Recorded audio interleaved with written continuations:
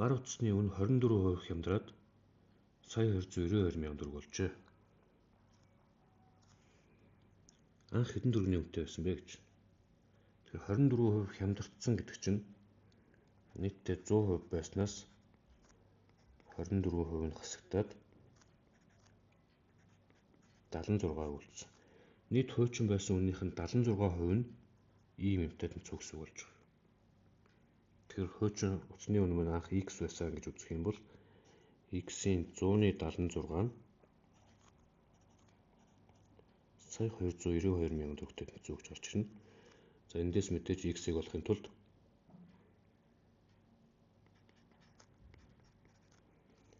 сая 292 мянган төгрөгөө 100-аар үржүүлээд тэгээд 76 төгрөг. За энийг бодох юм бол 1 сая 700 мянга гэж гарч ирнэ.